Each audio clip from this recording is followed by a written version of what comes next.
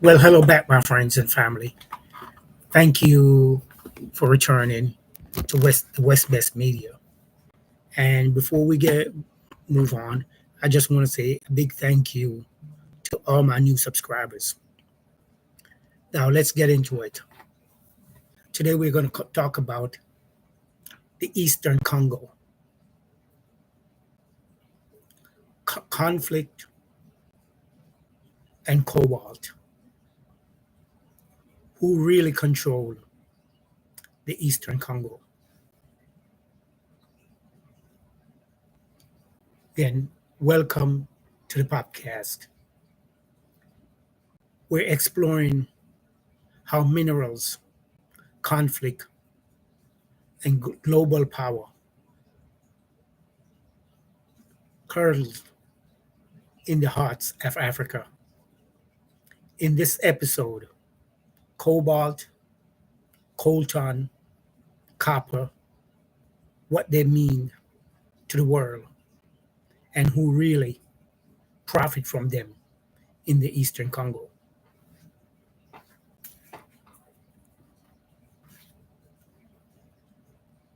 The Democratic Republic of the Congo is sitting on 60 to 70% of the world's cobalt reserve. Let me repeat that again. The Democratic Republic of the Congo is sitting on between 60 to 70% of the world's cobalt reserve, making it a global hub for minerals essential. You use it in your phones, in your smartphones, in your laptops, electronic vehicles. Yet, despite this immense wealth, the DRC is ranked at the bottom of the global development index. Classic symptoms of what the West call resource curse. Now, the conflict.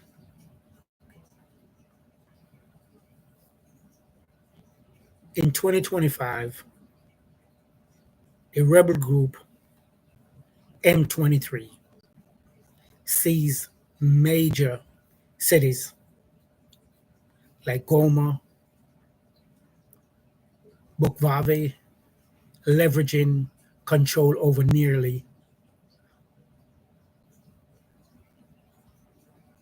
all the minerals, well, most of the minerals zone to fund their operations and weaken the state authority. Now, it's been said, which I cannot prove, that the M23 is backed by Rwanda's President Paul Kagame. He has denied it several times.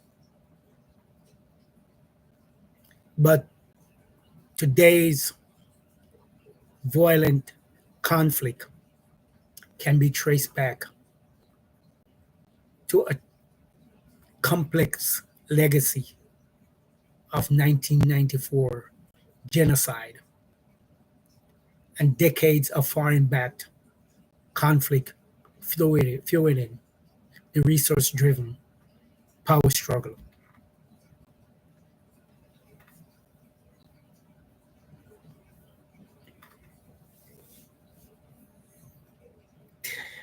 Legal experts have been saying that the conflict is fueled by Western countries to keep the DRC basically in a war zone while they're able to steal the resource.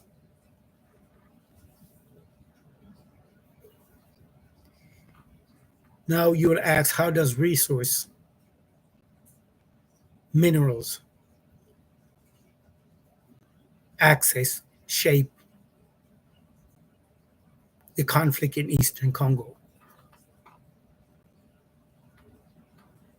Access to the mineral has been the heartbeat of this conflict. Rwanda's economic model requires access to minerals in the DRC. And what role does Rwanda plays in the illicit trade? Now, the UN find and frequently link Rwanda companies to M23 to smuggling out of coltan and other minerals to conflict zones.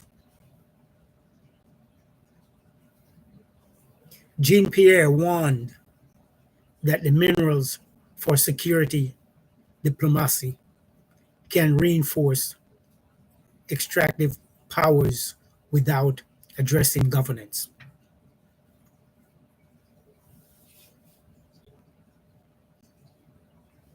Now, this conflict has been going on, excuse me, for many years. And there's no one, the West certainly doesn't have an interest in quieting the conflict or resolving the conflict. The more conflict they have in those zones is the more minerals they're able to take out or steal without paying for it.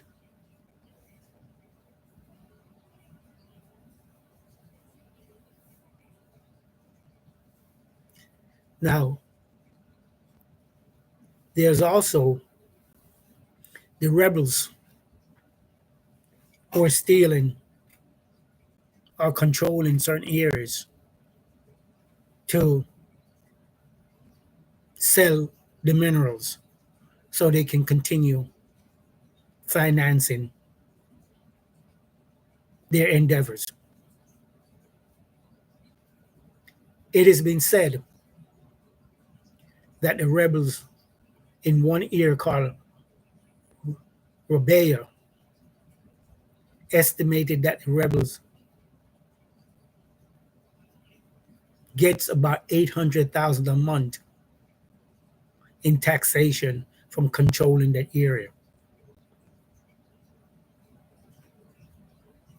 So that's part of the reason why the mines are constantly being stolen or illegally taken out of the Congo.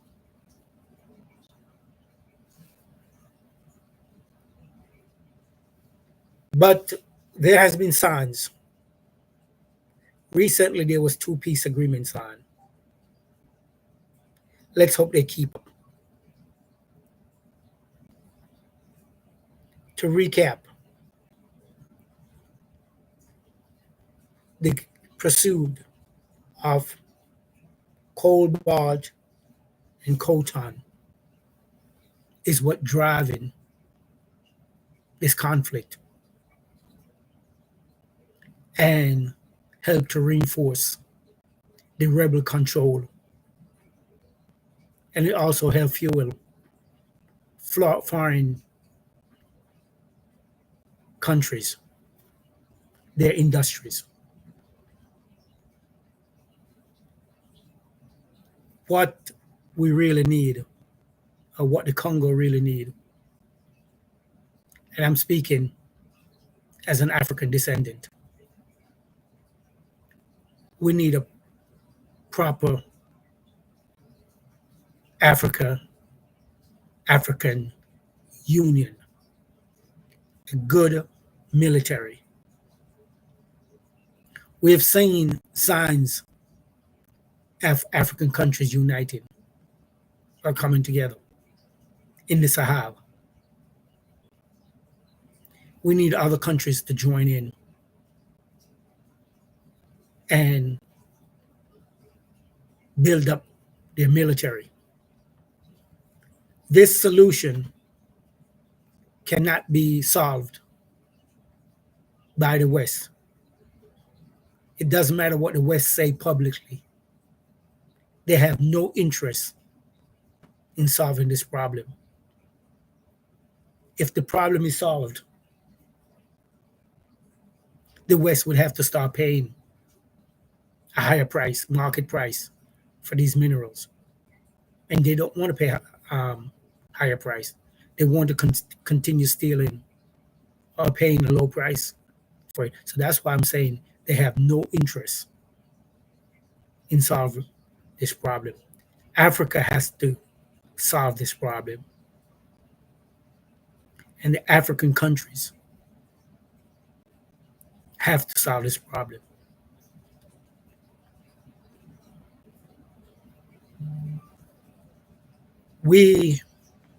A lot of people have been preaching Africa need to unite. Africans need to unite. Africans need to put away these tribal difference and come together as Africa, as Africans. That's the only way Africans can solve its problem. I'm praying soon we'll have enough countries that come together that can go into the DRC and control what's going on down there and help to rebuild the DRC and build Africa as a sovereign continent.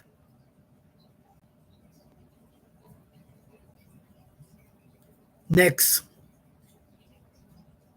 I'll dive deeper into some of the internal conflicts. But for now, I want to thank you for watching. Please like, share, and subscribe.